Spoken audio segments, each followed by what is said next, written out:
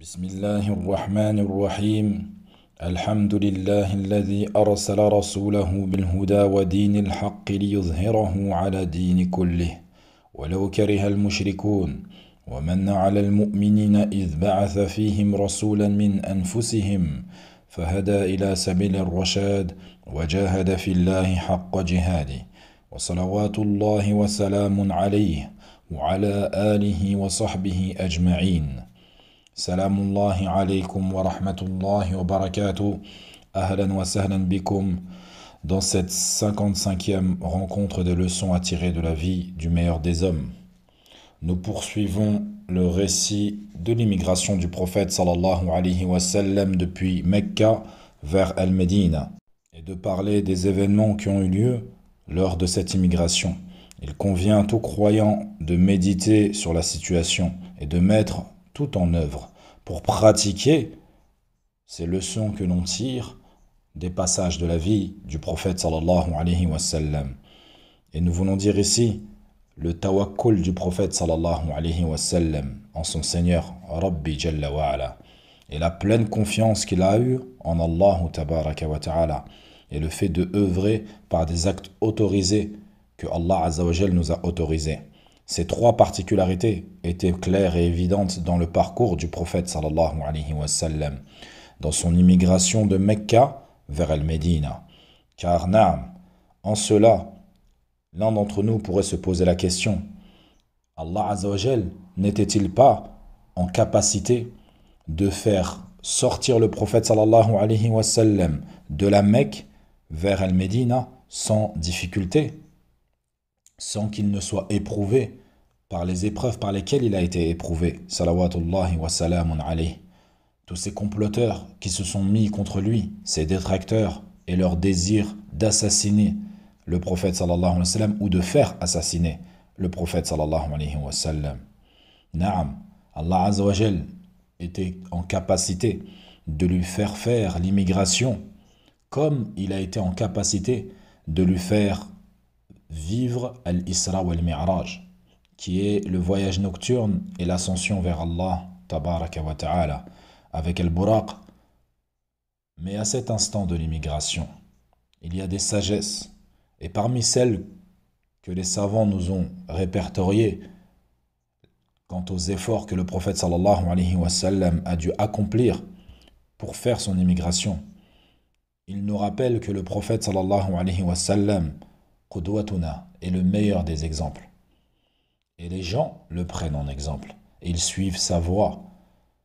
Deuxièmement, les événements qui ont atteint le prophète sallallahu alayhi wa sallam lors de son immigration donnent aux croyants qui décident de suivre la voie du prophète sallallahu alayhi wa sallam des sagesses dans la manière d'accomplir le même acte, qui n'est autre que le tawakkul ala Allah wal yaqin bi wa'dillah, et également fi'l al-asbab allati shara'a Allahu lana jalla wa ala, qui sont donc premièrement la pleine confiance en Allah tabaraka wa ta'ala, également la certitude quant à la promesse d'Allah tabaraka wa ta'ala, et le troisième qui est le fait d'accomplir les causes qui nous sont légiférées par Allah le Tout-Puissant jalla fi'ula.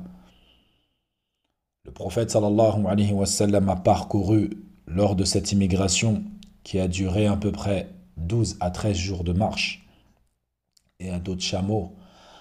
Lorsqu'il s'est approché de Quba, l'imam al-Bukhari rahimahullah nous rapporte de Urwata ibn Zubayr que le prophète sallallahu alayhi wa sallam a rencontré Zubayr alors qu'il était avec un groupe de croyants. C'étaient des marchands, des commerçants. Il redescendait du nord du Chem vers le sud. Zubayr a offert des habits au prophète sallallahu alayhi wa sallam et à Abu Bakr Siddiq radiallahu anhu. Il leur a donné des vêtements blancs. Alors que les musulmans vivant à Médine avaient entendu que le prophète sallallahu alayhi wa sallam était bien sorti de la Mecque pour se diriger vers Al-Médina. Lorsqu'ils ont su que le prophète sallallahu alayhi wa sallam s'était approché de la ville d'Al-Médina, il est dit, le rapporteur de ce hadith nous dit que chaque matin, les Médinois sortaient à la limite de Médine, attendant le prophète sallallahu alayhi wa sallam, jusqu'à ce que la lourdeur du soleil, l'intensité du soleil les pousse à retourner chez eux. Un jour, parmi tous ces jours où ils l'attendaient, ils sont retournés vers leur demeure. Et lorsqu'ils sont arrivés dans leur maison, voilà qu'un enfant d'Israël monta sur son toit pour aller chercher une chose qui lui appartenait. Il n'est pas monté pour regarder ou attendre l'arrivée du prophète sallallahu alayhi wa sallam, mais il voulait plutôt récupérer ou voir une chose qui lui appartenait ou une affaire qui le concernait. Et voilà que, arrivé sur son toit, il leva la tête et il vit au loin le prophète sallallahu alayhi wa sallam avec ses compagnons. Et il n'a pu se retenir et il a crié de toutes ses forces: Ya ma'ashar al-Arab, Ya ma'ashar al-Arab, Ya ma'ashar al-Arab, hadha alladhi tantadhirun. Ô peuple des Arabes, à 3 reprises, voici celui que vous attendez. Voici celui que vous attendez. Le rapporteur du hadith nous dit: les musulmans, lorsqu'ils ont entendu ce cri, ils prirent leurs armes pour aller rencontrer le prophète sallallahu alayhi wa sallam. Et à l'entrée d'Al-Harra, il s'orienta, c'est-à-dire le prophète sallallahu alayhi wa sallam, il s'orienta vers la droite et il s'installa dans la tribu des Banu Amr ibn Auf, un lundi du mois de Rabi' al-Awwal. Quelques instants après, Abu Bakr as-Siddiq se leva et le prophète sallallahu alayhi wa sallam s'asseya silencieusement.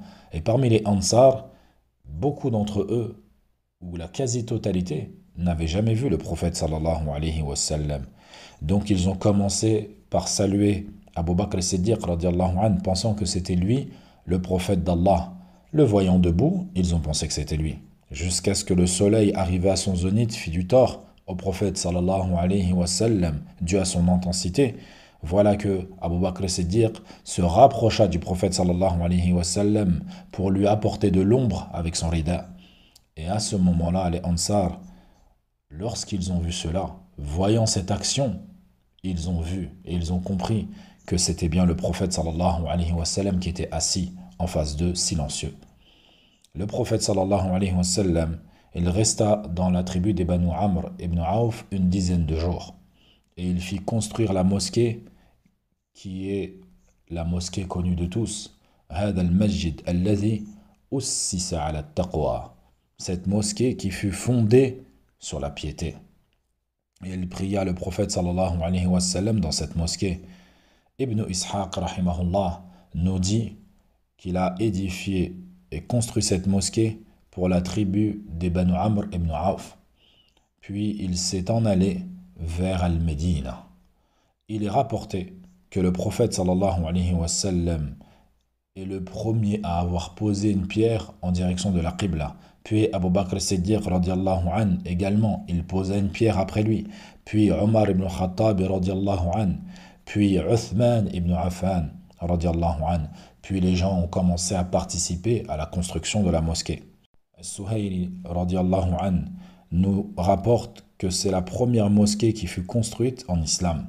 Et Allah tabaraka wa ta'ala a révélé des versets concernant cette mosquée. Il dit: فيه رجال يحبون أن يتطهروا والله يحب المطهرين. On y trouve des gens qui aiment se purifier et Allah aime ceux qui se purifient.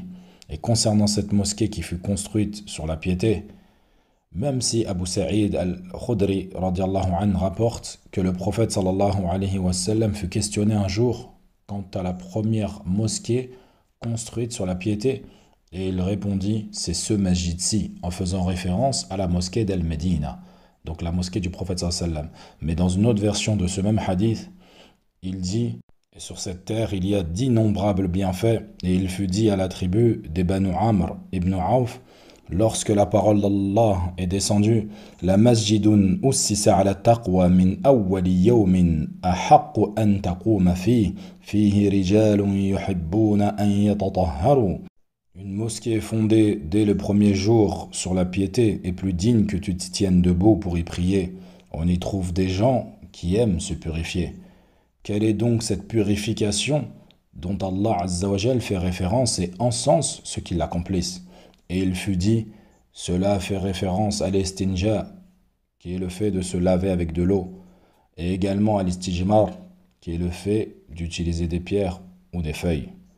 Et il dit, le prophète sallam, c'est bien cela, et je vous l'enjoins. Et Suhayli nous dit, rahimahullah, qu'il n'y a aucune contradiction entre les deux versions du hadith. Les deux mosquées ont été fondées sur la piété, à la seule différence que li awwali yawmin, dès son premier jour, fait référence à la mosquée de Quba, car elle fait référence au premier jour de libération du prophète sallallahu alayhi wa sallam d'entre les mains des mouchriquines.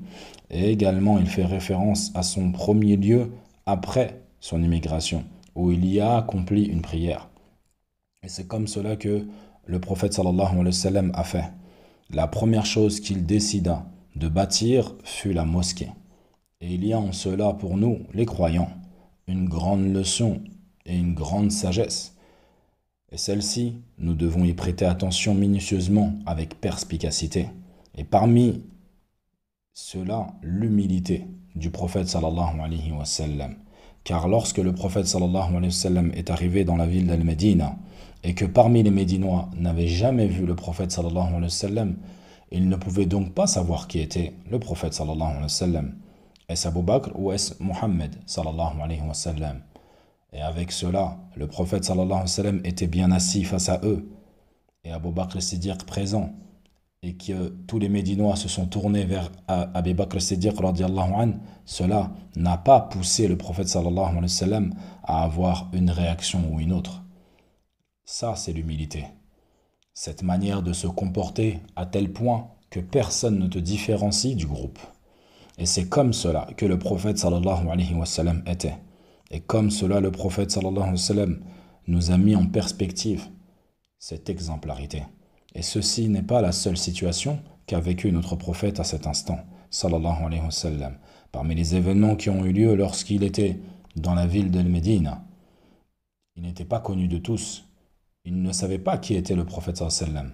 Un jour, il passa proche d'un cimetière et il vit une femme en train de pleurer son fils qui était enterré. Et il alla vers cette femme et il commença à l'enjoindre de patienter. Et il l'encourageait à patienter. Elle s'est tournée vers le prophète sallallahu alayhi wa sallam sans savoir que c'était lui. Et elle lui dit, « Écarte-toi de moi, tu n'as pas été touché par quoi j'ai été touché. » Le prophète sallallahu alayhi wa sallam s'en est allé. Il n'a pas dit un mot. Et il ne lui a pas dit, « Comment oses-tu me parler de cette manière? Sais-tu qui je suis? » Qu'Allah. Il a tout simplement voulu l'enjoindre à la patience et lui enseigner la vérité. Et lui enseigner ce que Allah Azza wa Jal lui a enseigné. Et lorsque elle lui a dit « Écarte-toi de moi, tu n'as pas été touché par quoi j'ai été touché », il n'a pas cherché plus que cela. Une fois parti, des hommes vinrent à elle et lui dirent « Sais-tu qui est cet homme? Sais-tu à qui as-tu dit ce que tu as dit ?» Et elle leur dit « Non, je ne sais pas. » Ils lui dirent « C'est le messager d'Allah, sallallahu alayhi wa sallam. » Elle s'est précipitée vers le prophète sallallahu alayhi wa sallam jusqu'à arriver auprès de lui. Et il ne s'est pas détourné d'elle. Et lorsqu'elle est arrivée auprès de lui, elle lui a dit « Ya Rasulallah, fa wallahi ma araftuk. » Par Allah, je ne savais pas que c'était toi. À cet instant, le prophète sallallahu alayhi wa sallam n'a même pas prêté attention à ce qui venait de se passer. Mais bien plus que cela, il a continué à l'orienter, à lui enjoindre le bien. Et il lui dit « Innama sabru inda sadmatil oula. » Certes, la patience est au moment de l'impact, au moment du choc, lorsque tu apprends la nouvelle. À ce moment-là, tu dois patienter. Et on se doit d'imiter le prophète sallallahu alayhi wa sallam dans cela. Savez-vous que le prophète sallallahu alayhi wa sallam a perdu tous ses enfants, de son vivant, excepté un seul de ses enfants. Radiyallahu anhum ajma'in. On se doit de l'imiter, de le prendre en exemple dans l'humilité et dans tout autre caractère. Et comme a dit un poète, تواضع تكن كنجم لاح لناظر على صفحات الماء وهو رفيع ولا تكن كالدخان يرفع نفسه إلى طبقات الجو وهو وضيع. Soyez humble, Vous serez comme une étoile qui se reflète sur l'eau alors qu'elle est élevée dans le ciel. Et ne soyez pas comme la fumée qui s'élève vers les couches de l'atmosphère alors qu'elle est abjecte. أسأل الله جل وعلا أن يجعلنا وإياكم من الهداة المهتدين وأن يجعلنا ممن استمعوا القول فيتبعون أحسنه وآخر دعوانا أن الحمد لله رب العالمين